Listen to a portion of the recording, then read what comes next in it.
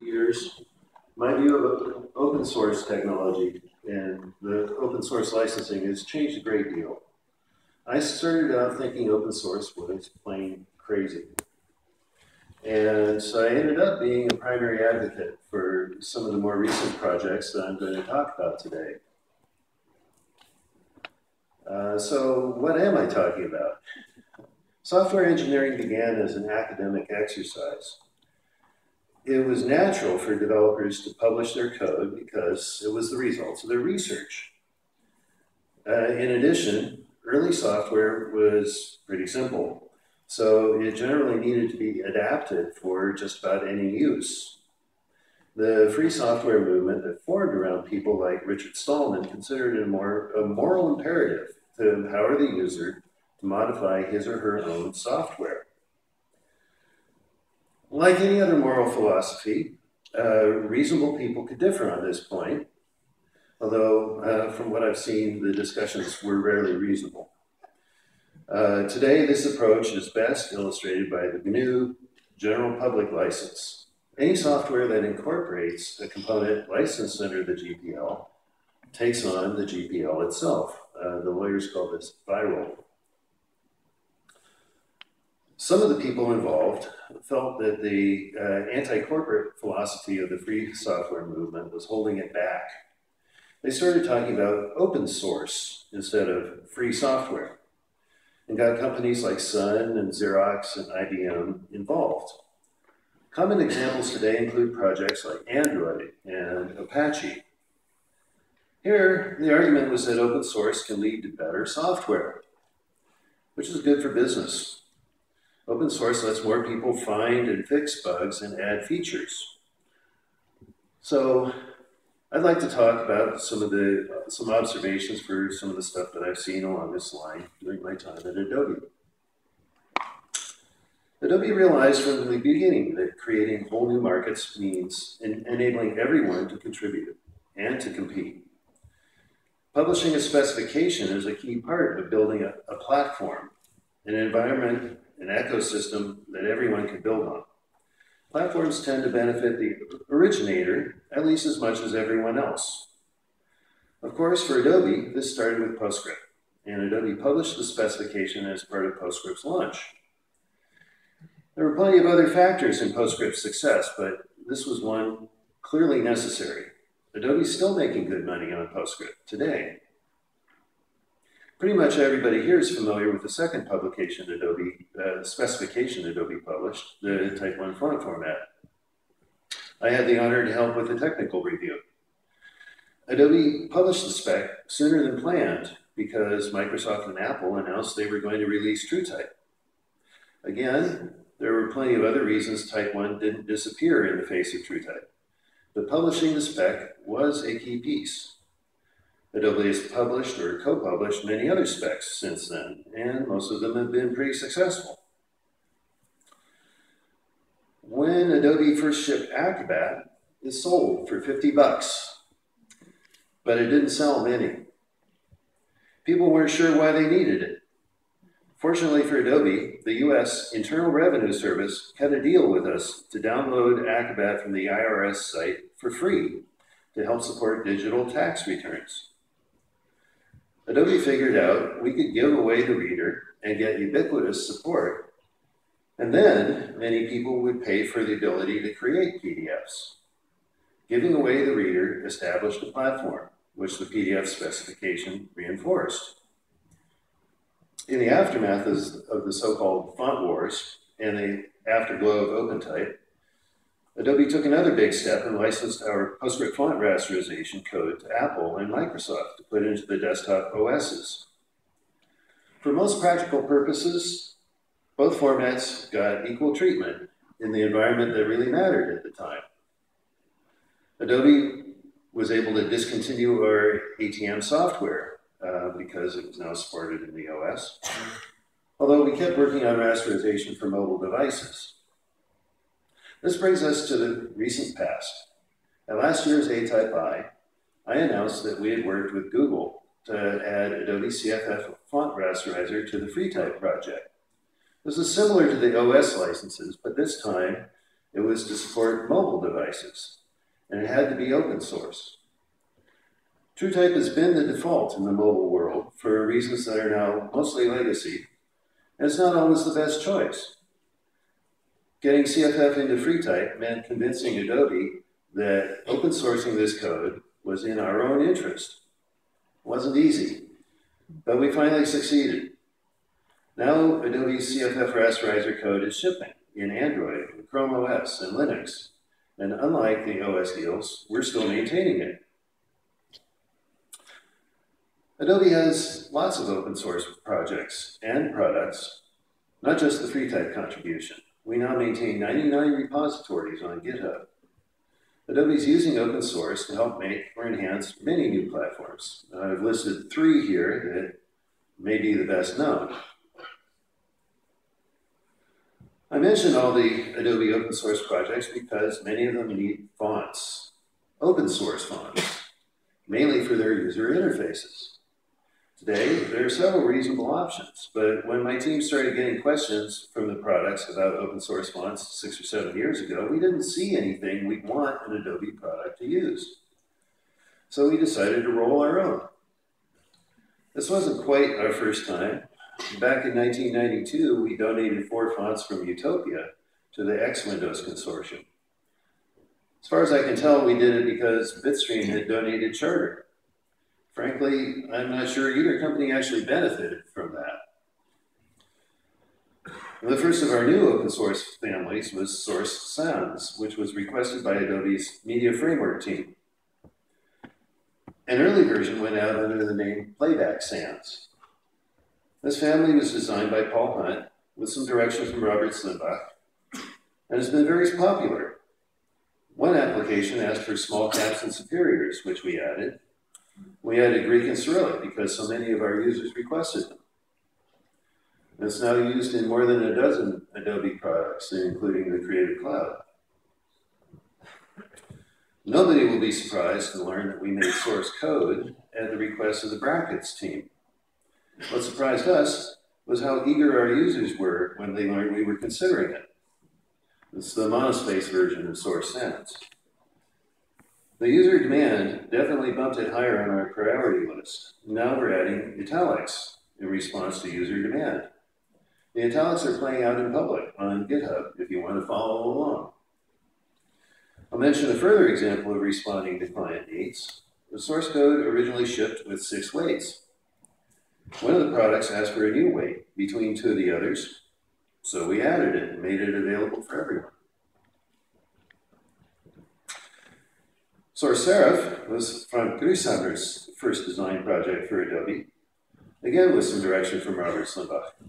We used the first 3 weights as a giveaway to celebrate the 25th anniversary of the Adobe Originals program. Frank's expanding the family, and it's already being used in a handful of Adobe products. Ryoko Nishizuka shepherded the design of Source Han Sans. Other people are talking about this project at the conference, so I won't say much here.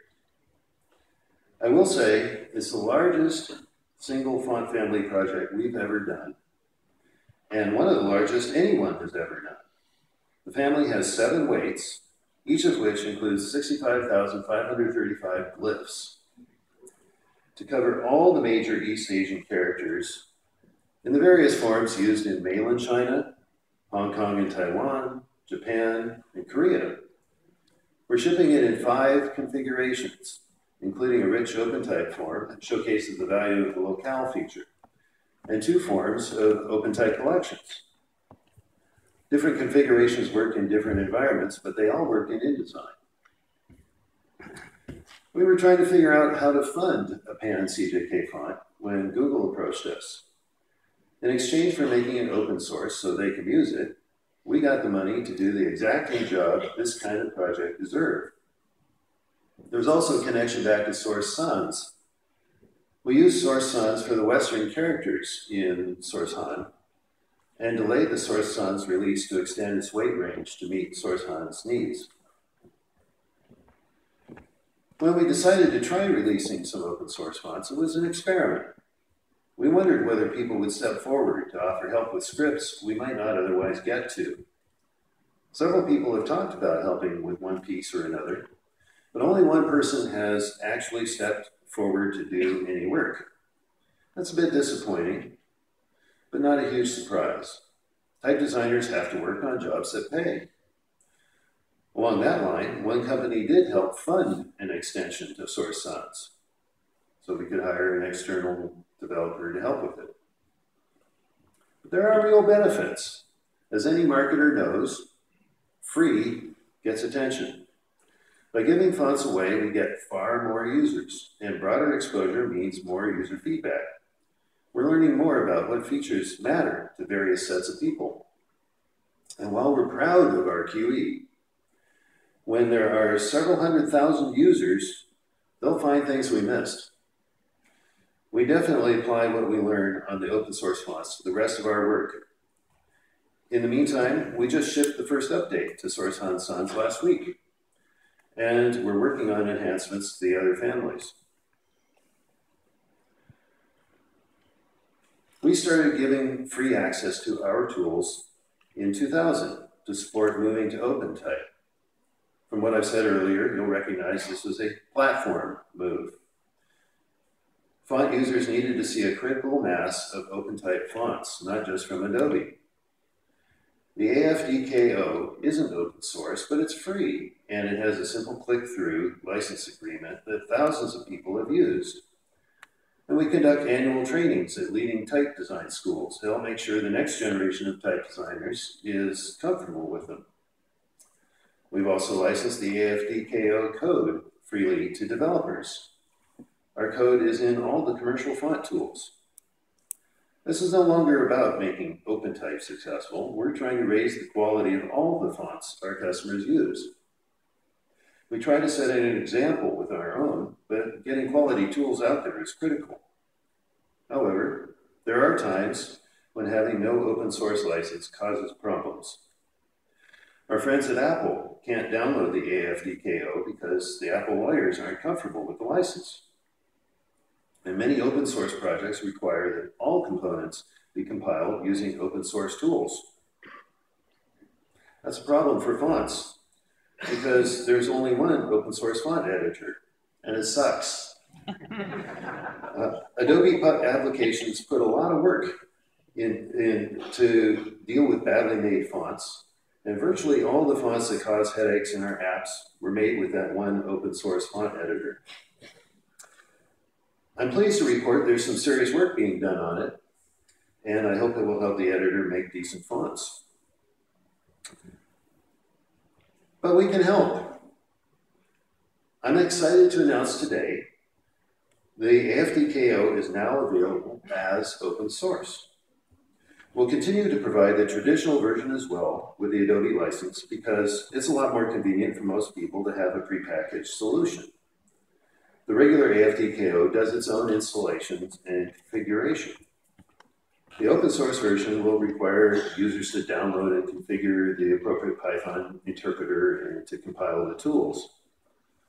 And unfortunately, we had to omit two pieces because they use patented code we can't open source.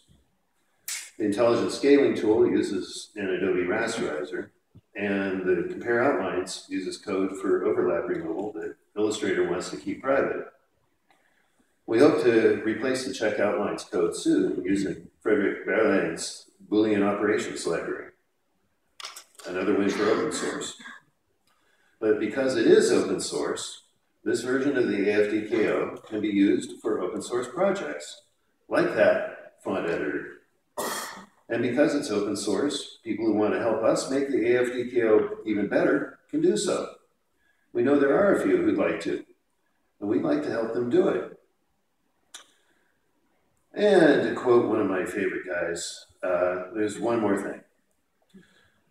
Our open source projects are one of several reasons we moved to developing our fonts with UFO-based tools. We find that XML files are better suited to collaborative processes, and we appreciate the selection of UFO-based tools, although I feel uneasy about the way they're limited to the Mac. One of the tools we're using more these days is Superlayer, which gives us back the flexibility we used to have with our old multiple master tools while adding very helpful graphical interface. But we process hundreds of fonts on a frequent basis, so we needed a way to automatically rebuild fonts that were made with Superpolator. When Eric van Blockland made Superpolator 3, he set up the interpolation engine as a standalone module called Mutator Math. I'm thrilled to say that we worked with Eric to open source Mutator Math. And we've extended the AFDKO to hook into Mutator Math and use the same values it uses. I really appreciate Eric's patience and cooperation as we worked through a bunch of twists and turns, but we got there. And as of today, Mutator Math is available on GitHub with a BSD3 open source license. I expect this will prompt other tool developments, and maybe some of you will find ways to help Eric advance Mutator Math still further. Just as we'll continue to offer the traditionally licensed version of the AFDKO, Eric will continue to sell Superpolator licenses. Much of the value in Superpolator, it lies in its powerful UI model. The interpolation math is simply a useful component, so we're continuing to license Superpolator ourselves. So what's next? Open source is not going to take over all our work. But as long as open source projects keep rewarding the work we put in, we'll keep doing them. Naturally, we're working on several extensions to the source fonts. And we'll keep releasing updates to the AFDKO, just as we have for the last 14 years. We also have some pretty cool tools for CJK fonts. They're not quite ready yet, but we definitely want to open source them eventually. Stay tuned for further developments. And thanks.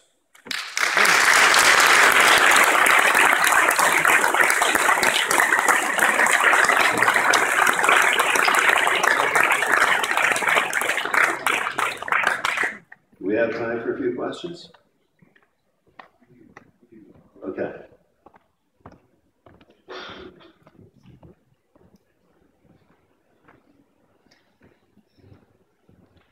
I was thinking there might be some. There's one question. I can't see. Just wait. No questions? They're dumbfounded. Oh, sir, yes. They are dumbfounded indeed. Could you just repeat those pieces that are still adjective? You mentioned that two pieces are Yes, the IS tool, which we use for intelligent scaling, and the check outlines tool, which does various things. The patented function in it is overlap removal.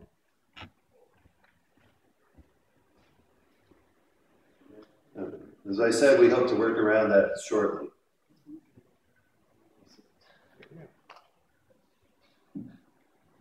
I'm not seeing any. All right.